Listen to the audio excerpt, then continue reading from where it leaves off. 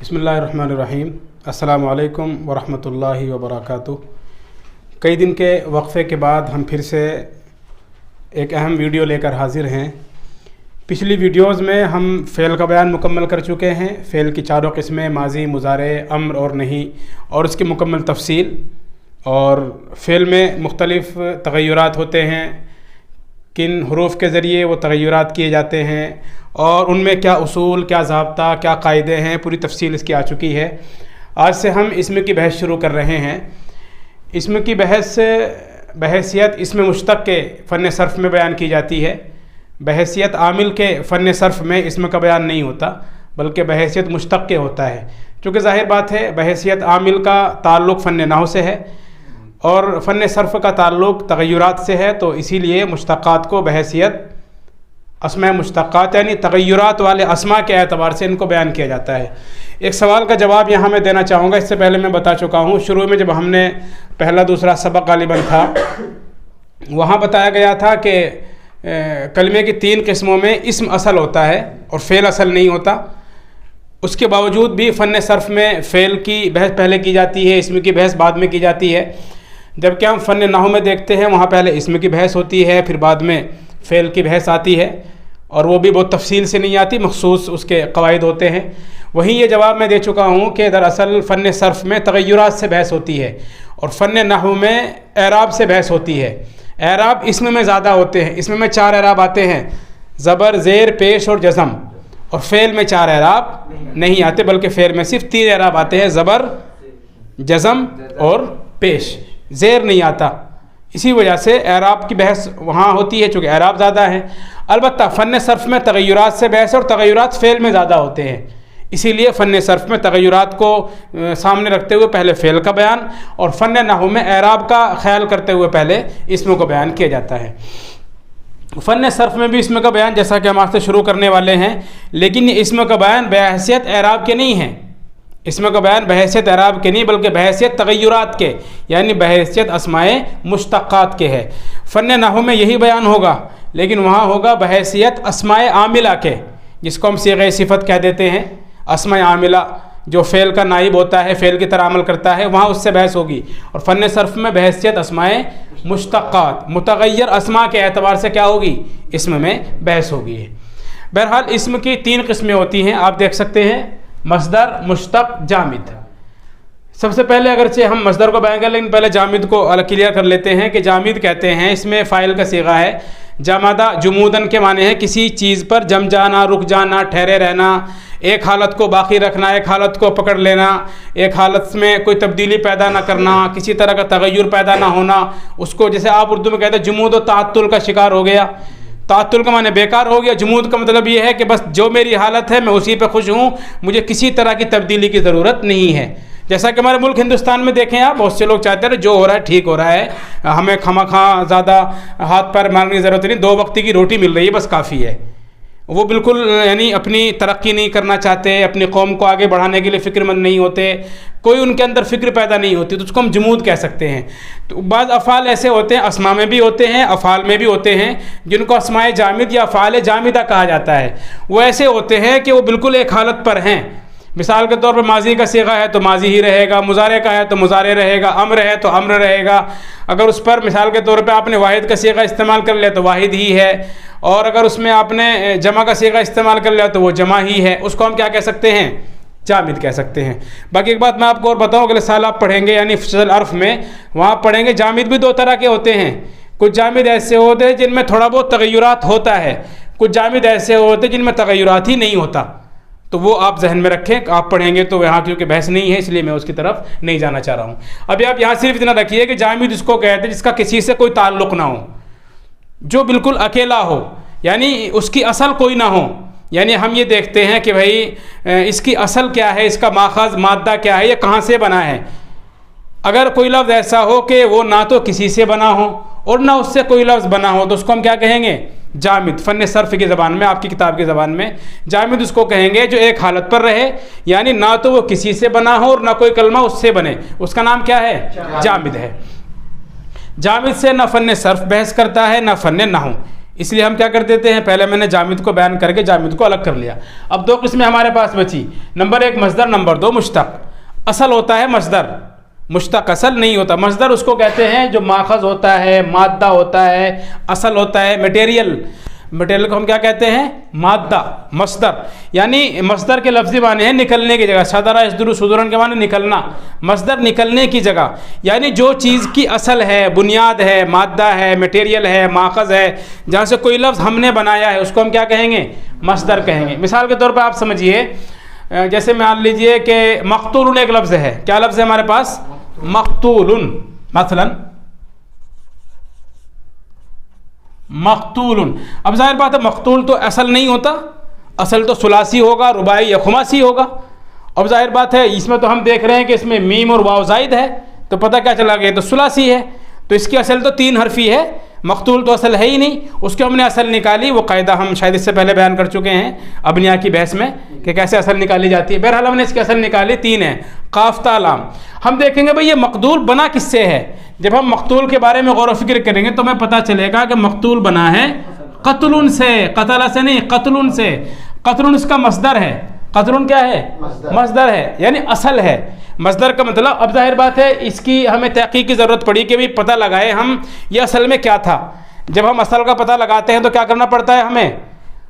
جو اس لفظ کی اصل ہے اس تک پہنچنا ہوتا ہے. جب ہم پہنچے تو پتہ چلا کہ اس کی اصل تو قتل ہے. اب جو بھی اس لفظ کی اصل ہوگی وہی لفظ کیا کہلائے گا؟ مصدر کہلائے گا. وہی لفظ کیا کہلائے گا؟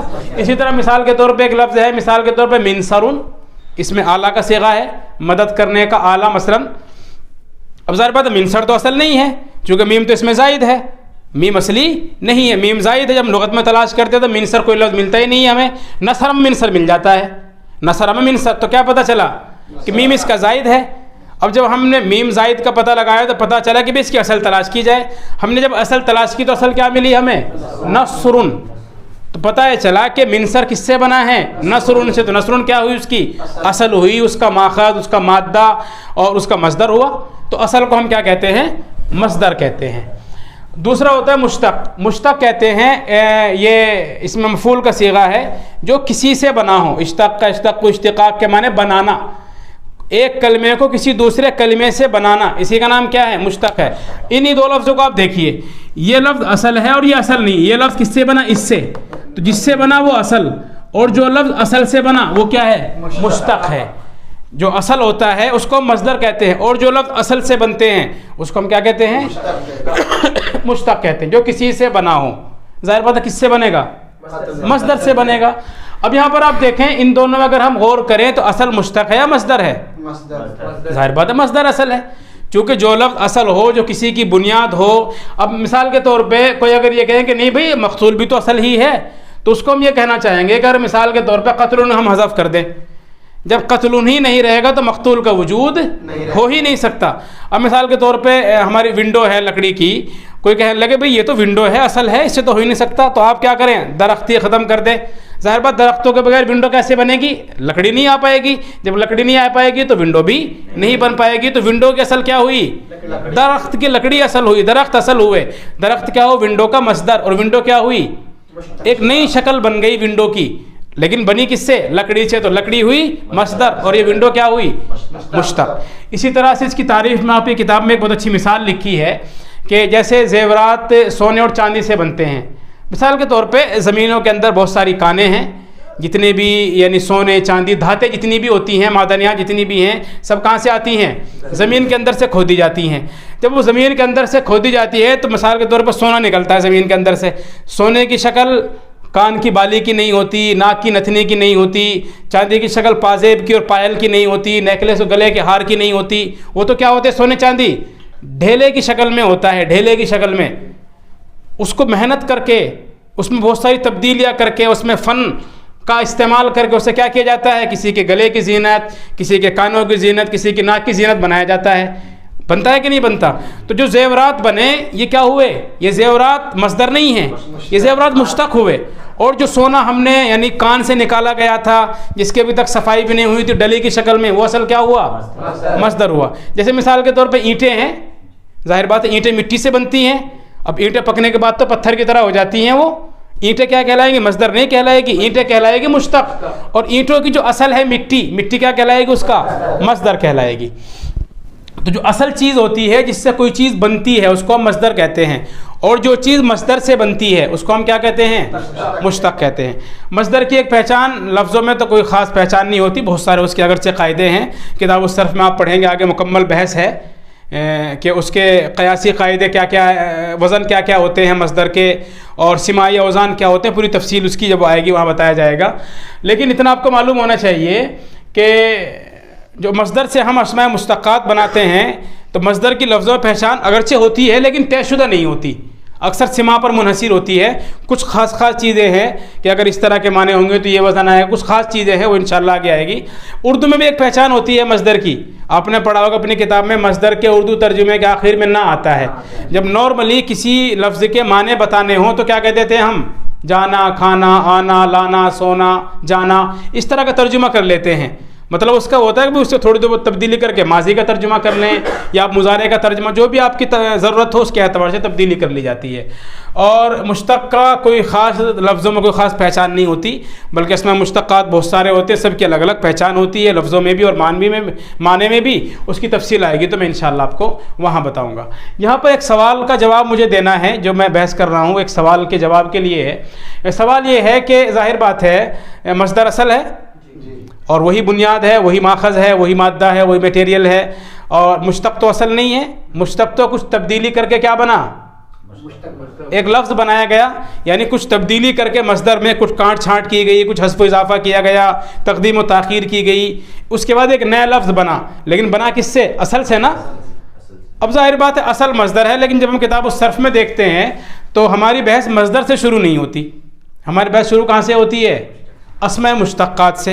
حالانکہ ہونا کیا چاہیے، چلو جامد کو ہم نے نکال دیا بھائی، اس کا کوئی تعلق نہیں ہے تغیرات سے، اور تغیرات کی بحث چل رہی ہے، لیکن کم از کم مصدر کو تو تغیرات سے تعلق ہے، اور مصدر تو اصل ہوتا ہے، لہذا کیا ہونا چاہیے تھا؟ مصدر کا بیان پہلے ہونا چاہیے تھا۔ جبکہ ہم کیا دیکھتے ہیں؟ مصدر کا بیان کتاب کے بالکل اخیر میں آپ دیکھیں گے، قیاسی اور سماعی اوزان مصدر کے، مصادر کا بیان بالکل اخیر میں، اور مشتقات کا بیان فعل کے ایک دم بعد۔ حالانکہ حق کس کا تھا؟ مصدر کا، کہ اس کو پہلے بیان کیا جاتا، لیکن بیان کس کو کر رہے ہیں؟ مشتق کو۔ دراصل اس کی ایک خاص وجہ ہے، اگرچہ حق تو یہی ہے کہ پہلے مصدر کو بیان کیا جائے، لیکن ایک بات میں ابھی بتا رہا تھا کچھ دیر پہلے کہ کلمے کی 3 قسموں میں اصل تو اسم ہوتا ہے کہ نہیں، لیکن فن صرف میں اسم کو پیچھے کر دے، جیسے اب ہم بیان کر رہے ہیں اسم صرف کو، 11 اسباق ہو چکے ہیں فعل کی بحث میں۔ ہونا کیا چاہیے تھا؟ فعل سے پہلے اسم کو بیان کرتے، چونکہ وہ اصل ہے اور بڑا مقام رکھتا ہے فعل کے مقابلے میں، لیکن خاص وجہ کی بنیاد پر ہم نے کیا کیا تھا؟ اسم کو مؤخر کیا، خاص وجہ فن صرف اور تغیرات۔ تو پتہ یہ چلا کہ مسئلہ یہاں صرف اصل نقل کا نہیں ہے، مسئلہ اونچے اور نیچے کا، چھوٹے اور بڑے کا نہیں ہے، مسئلہ ہے استعمال کا۔ ظاہر بات ہے فن صرف میں تغیرات کی بحث، اور تغیرات فعل میں زیادہ، لہذا تغیرات کو دیکھیں، اصل نقل کچھ بھی ہو، ہمیں اس سے کوئی بحث نہیں ہے کون چھوٹا کون بڑا، کس کا نمبر کہاں آنا چاہیے۔ ہم نے تو ایک اصول اختیار کیا کہ جہاں بھی تغیر ہوگا اسی کو ہم کیا رکھیں گے؟ مقدم کریں گے۔ تغیرات فعل میں، لہذا فعل کو مقدم کیا۔ وہی بات آپ یہاں سمجھے، حق تو مصدر کا تھا، اصل ہونے کے اعتبار سے، ماخذ، مادہ، اور اصل ہونے کے اعتبار سے، میٹیریل ہونے کے اعتبار سے کہ اس کو پہلے بیان کرتے، لیکن آپ دیکھیں پہلے ہم کس کو بیان کر رہے ہیں؟ مشتق کو۔ وجہ اس کی کیا ہے؟ اس کی ایک خاص وجہ ہے، مشتق کا فعل سے خاص تعلق ہوتا ہے، مشتق کا فعل سے خاص تعلق، اسی لیے آپ دیکھیں اپنی کتاب میں کہ اسماء مشتقات کو ضمیمہ افعال کہتے ہیں۔ کیا کہتے ہیں؟ ضمیمہ مطلب ہوتا ہے تتمہ، خاتمہ۔ دیکھا ہوگا آپ نے جب ہم کوئی بحث کرتے ہیں تو بحث میں کچھ چیزیں ضروری ہوتی ہیں وہ رہ جاتی ہیں، ان کو اخیر میں ایک مستقل چیپٹر بیان کرتے ہیں خاتمے کے نام سے، آتا ہے کہ نہیں؟ کتاب الصرف کے اخیر میں دیکھا اب تتمہ 2-3 صفحوں پر مشتمل ہے، کبھی ضمیمہ کہہ دیتے ہیں اس کو، کبھی تتمہ کہہ دیتے ہیں، کبھی خاتمہ کہہ دیتے ہیں، وہ پہلے والی بحث سے ہی متعلق ہوتا ہے۔ اور اس طرح کی بحث اگر آپ صرف میں دیکھیں تو وہاں بھی آپ کو اخیر میں ملے گی، ایک خاتمے کے نام سے کچھ خاص باتیں بیان کی گئی ہیں، جمع کے تعلق سے آپ دیکھیں گے، کتاب اگر آپ پڑھیں گے تو آپ کو پتہ چلے گا۔ یعنی یہ بتانا چاہ رہا ہوں کہ میں کہ بعض ایسی چیزیں ہوتی ہیں کہ جو اصل سے متعلق ہیں لیکن وہ اصل نہیں ہوتی، اصل کے جیسی ہوتی، لہذا ان کو کیا کر دیتے ہیں؟ اصل میں تو نہیں لاتے لیکن اصل کے ساتھ لے آتے ہیں۔ آپ دیکھیں گے ایک بات کتاب النحو میں آپ نے دیکھا ہوگا، جہاں شروع کتاب النحو کرتے ہیں وہاں اعراب کی بحث ہوتی ہے، وہاں آپ دیکھ تثنیہ، جمع مذکر سالم، مؤنث سالم وغیرہ کا بیان ہے، تثنیہ کے ساتھ رجلانی وغیرہ کی مثالیں ہیں، لیکن ساتھ میں دو مثالیں اور بھی ہیں، اسنانی، اسنتانی، کلا اور کلتا۔ حالانکہ اگر آپ غور کریں اسنانی اور اسنتانی، کلا اور کلتا تثنیہ ہوتے ہی نہیں ہیں۔ جب مذکر سالم میں آپ دیکھیں گے اولو کا استعمال کرتے ہیں، مؤنث سالم میں اولاد کا استعمال کرتے ہیں، حالانکہ یہ سب نہ تثنیہ ہیں، نہ جمع مذکر سالم، نہ جمع مؤنث سالم۔ پھر بھی کیوں کرتے ہیں؟ کیونکہ یہ دراصل جمع مذکر سالم یا مؤنث سالم تثنیہ کا تتمہ ہیں، ان کی شکل ایک جیسی ہوتی ہے۔ تو اسماء مشتقات میں کیا ہیں؟ افعال کا تتمہ ہیں۔ کیا ہیں؟ افعال کا تتمہ ہیں، خاتمہ ہیں، ضمیمہ ہیں۔ ان کے بغیر فعل کی بحث مکمل ہو ہی نہیں سکتی ہے۔ اگر آپ غور کریں تو آپ کو پتہ چلے گا، مثال کے طور پہ مشتقات فاعل، مفعول، صفت مشبہ، تفضیل، اسم اعلیٰ، مبالغہ ہے نا، اس طرح کے ظرف۔ اگر آپ ترجمہ کریں سب کا ترجمہ فعل سے کہیں نہ کہیں ملتا ہے۔ انہوں نے ایک تشریح کی ہے، مثال کے طور پہ آپ یوں کہیں کہ بھائی جو مثال انہوں نے لکھی ہے ہم وہی بیان کر لیتے ہیں کہ حامد نے خالد کو مارا، مثلا حامد نے خالد کو مارا، ضرب حامد خالدن ہوا۔ اب ظاہر بات ہے مشتقات کی دو شکلیں اس میں آ گئی۔ اگر آپ غور کریں اس میں فاعل کام کرنے والے کو ہی تو کہتے ہیں، تو اس میں حامد اس میں فاعل نہیں ہے، تو بے اعتبار مشتق کے اس میں فاعل ہو گیا، اور جس کو مارا جا رہا وہ کیا ہے؟ اس میں مفعول، معنی مفعول کے دے رہا ہے کہ نہیں؟ اس میں مفعول کے معنی دیے۔ اسی طرح ظاہر بات ہے مارنے کوئی نہ کوئی اعلیٰ بھی رہا ہوگا نہیں، اس میں اعلیٰ ہو گیا، کوئی نہ کوئی جگہ بھی ہوگی نہیں جگہ، کیا ہو گیا؟ اس میں ظرف ہو گیا۔ مارنے میں زیادتی بھی ہو سکتی ہے، اس میں مبالغہ ہو گیا۔ ہو سکتا ہے کہ زیادتی کے ساتھ ساتھ کسی دوسرے کی زیادتی کا لحاظ بھی ہو کہ بھئی میں نے مارا فلاں سے زیادہ، اس میں تفضیل بھی ہو گیا۔ تو اس مثال میں سارے تو آ گئے، فاعل بھی، مفعول بھی، اس میں اعلیٰ بھی، اس میں تفضیل بھی، مبالغہ بھی، اور اس میں ظرف بھی۔ تو کیا پتہ چلا؟ اگر ہم تھوڑا سا غور کر لیں، یعنی جو ہم عام مثالیں بیان کرتے ہیں فاعل مفعول کی، تو ہمیں پتہ چلے گا کہ معنی کے اعتبار سے فعل کے ساتھ ساری چیزیں موجود ہوتی ہیں، یعنی مشتقات سارے موجود ہوتے ہیں۔ تو کیا پتہ چلا کہ اس کے معنی میں مشتقات آٹومیٹکلی پائے جا رہے ہیں، تو پتہ ہے چلا اسماء مشتقات کا فعل سے خاص تعلق ہوتا ہے۔ آپ دیکھیں گے اپنی کتاب میں نیچے ایک بحث کی ہے حاشیے میں، اور پوری مثال دے کے سمجھایا ہے انہوں نے کہ اس کے اعتبار سے یہ فاعل ہے یا مفعول، جو بتا رہا تھا میں بھی، آپ وہاں بھی اس کو دیکھ سکتے ہیں۔ ایک وجہ تو یہ ہے کہ یہ تتمہ اور ضمیمہ اور خاتمہ ہوتے ہیں مشتقات، کس کا؟ فعل کا۔ دوسری وجہ یہ ہے جب ہم معنی کے اعتبار سے فعل کی مثال میں غور کرتے ہیں تو پتہ چلتا ہے سارے اسماء مشتقات معنی کے اندر، فعل کے اندر پائے جاتے ہیں۔ دو وجہ۔ تیسری وجہ یہ ہوتی ہے کہ فعل کیا کرتا ہے بھائی؟ عمل کرتا ہے۔ لازم ہوگا تو فاعل تک عمل کرے گا، فاعل کو پیش دے گا، اور اگر متعدی ہوگا تو مفعول کو زبر دے گا۔ آپ مشتقات کے بارے میں غور کریں فن نحو میں، آپ دیکھیں گے کہ اس میں فاعل بھی عمل کرتا ہے، مفعول بھی عمل کرتا ہے، صفت مشبہ بھی عمل کرتی ہے، اس میں تفضیل بھی، اس میں اعلیٰ بھی، مبالغہ بھی، سارے کے سارے عمل کرتے ہیں فعل کی طرح۔ تو تیسری مشابہت یہ ہے کہ جس طرح فعل عمل کرتا ہے، یعنی فاعل کو پیش دے گا اور مفعول کو زبر دے گا، مشتقات بھی کیا کرتے ہیں؟ فعل کی طرح عمل کرتے ہیں، لہذا اسی لیے ان کا تعلق فعل سے ایک خاص ہوتا ہے۔ چوتھی وجہ، فعل کے اندر آپ دیکھیں گے فعل 3 حرفی بھی ہوتے ہیں، 4 حرفی بھی ہوتے ہیں کہ نہیں؟ اصلی اور زائد ملا کر تو 5 تک بھی ہو جاتے ہیں، 6 تک بھی ہو جاتے ہیں، کم سے کم 3 اور زیادہ 6 تک تو ہو ہی سکتے ہیں زائد ملا کر۔ مشتقات کے بارے میں آپ غور کریں، سارے آپ کو 3 حرفی، 4 حرفی، 5 حرفی، 6 حرفی ملیں گے۔ فاعل 4 حرفی ہے، مفعول 4 حرفی ہے، ضراب 5 حرفی ہے۔ جہاں بھی آپ دیکھ اضربو، اس میں تفضیل 4 حرفی ہے، اور فرح، اس میں صفت مشبہ کا صیغہ فرح، خوش 3 حرفی ہے۔ پتہ چلا 3، 4، 5 اور 6، جس طرح فعل کے اندر حروف کی تعداد 3، 4، 5 اور 6، اسی طرح مشتقات کے اندر بھی کیا ہوتی ہے؟ فعل کی تعداد مشتقات اور حروف کی یکساں ہوتی ہے۔ 4 وجہ ہو گئی۔ اس وجہ سے بھی ہم کیا کرتے ہیں؟ فعل کے ساتھ ایک خاص تعلق ہونے کی بنیاد پر ہم مشتقات کو فعل کے بعد بیان کرتے ہیں۔ 4 تعلق ہے۔ نمبر 1 عمل، دونوں کا ایک جیسا۔ نمبر 2 حروف کی تعداد، دونوں کی ایک جیسی۔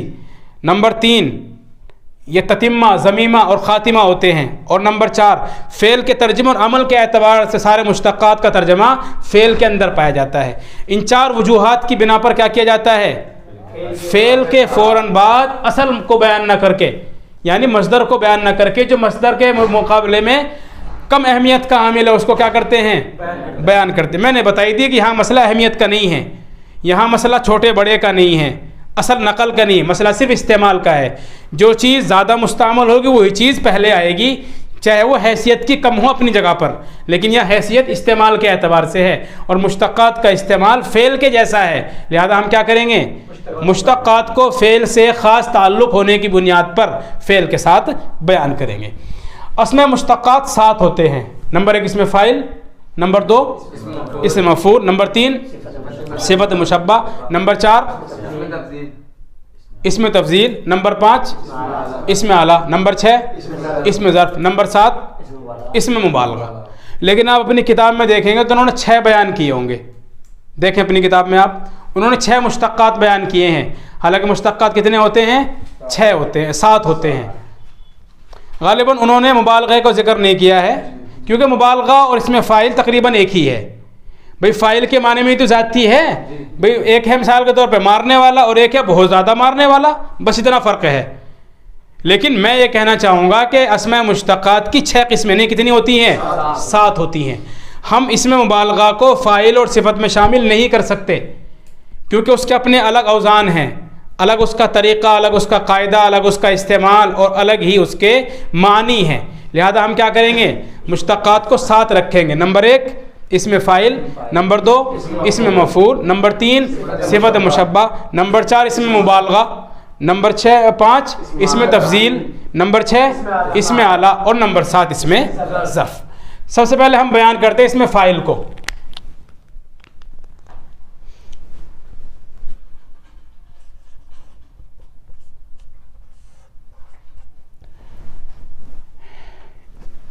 کسی کام کے کرنے والے کو اس میں فاعل کہتے ہیں۔ یہاں صرف آپ ایک بات کا لحاظ رکھیے، ایک ہوتا ہے فاعل، ایک ہوتا ہے اس میں فاعل۔ یہاں بنیادی آپ 2 فرق ذہن میں رکھ لیں، ان میں صرف ایک فرق تو یہ ذہن میں رکھیں کہ اس میں فاعل کا ایک مخصوص وزن ہوتا ہے، اس میں فاعل کا ایک مخصوص وزن ہوتا ہے۔ اگر وہ ثلاثی سے بنتا ہے تو اس کا وزن آتا ہے فاعل، اور اگر وہ غیر ثلاثی سے بنتا ہے تو اس کا وزن آتا ہے مفعل۔ یہ خاص وزن ہے۔ اگر وہ ثلاثی سے بنے گا تو اس کا وزن آئے گا فاعل، اور اگر وہ غیر ثلاثی سے بنے گا تو اس کا وزن آئے گا مفعل، اس کا وزن آئے گا مفعل۔ فاعل کا کوئی وزن نہیں ہوتا، اس میں فاعل کا وزن ہے مشتقات والے اس میں فاعل کا، اور فاعل کا کوئی وزن نہیں ہوتا۔ ایک دوسرا فرق، اس میں فاعل میں فعل کے معنی پائے جاتے ہیں، اس میں فاعل میں فعل کے معنی پائے جاتے ہیں، اور فاعل کے اندر فعل کے معنی نہیں پائے جاتے۔ مثال کے طور پہ آپ نے کہا جاء زیدن، جاء کے معنی الگ اور زید کے معنی الگ۔ زید ایک شخصیت ہے، جاء کے معنی زید کے اندر نہیں پائے جا رہے، حالانکہ وہ کام زید کے ذریعے ہو رہا ہے جانے کا، لیکن وہ جاء کے معنی فاعل کے اندر نہیں پائے جاتے۔ لیکن آپ اس میں غور کریں گے، آپ جو معنی ضربہ کے، وہ ضربہ کے معنی ضاربن کے اندر پائے جا رہے ہیں، مارنے والا ہے فرق۔ یہ 2 بنیادی فرق اور بھی ہوں گے، لیکن یہ 2 بنیادی فرق ہوتے ہیں جن کو سمجھ لینا چاہیے۔ ایک تو یہ ہے کہ مخصوص وزن ہے اس میں فاعل کا، ثلاثی سے ضاربن یعنی فاعل، اور غیر ثلاثی سے مفعل کے وزن پر آتا ہے، مخرج، مستنصر، اسی طرح مستغفر وغیرہ۔ دوسرا فرق یہ ہے کہ اس میں فاعل میں اس میں فاعل کے ساتھ ساتھ فعل کے معنی پائے جاتے ہیں، اور فاعل کے اندر فعل کے معنی نہیں پائے جاتے۔ یہاں فعل کے معنی پائے جانے کے ساتھ ساتھ ایک شخصیت بھی موجود ہوگی، ذات۔ بھئی ظاہر بات ہے کوئی نہ کوئی شخصیت تو ہے نا ضاربن میں، فعل کے معنی بھی ہے، اور فعل کے معنی کے ساتھ ساتھ ایک آدمی وہ بھی ہے جو فعل کے معنی کو وجود میں لانے کا ذریعہ بن رہا ہے۔ مثال کے طور پہ ضاربن مارنے والا ایک آدمی، آدمی کا ترجمہ ہم کہاں سے کر رہے ہیں؟ اس کے اندر چھپا ہوا ہے وہ ضاربن، یعنی فعل کے معنی بھی ہے، اور فعل کے معنی کے ساتھ ساتھ کیا ہے؟ ایک شخصیت، ایک ذات، ایک انسان جو کام کو انجام دے رہا ہے، وہ بھی اس کے اندر پایا جاتا ہے۔ یہ 2 بنیادی فرق ہوتے ہیں جن کو ذہن میں رکھنا چاہیے۔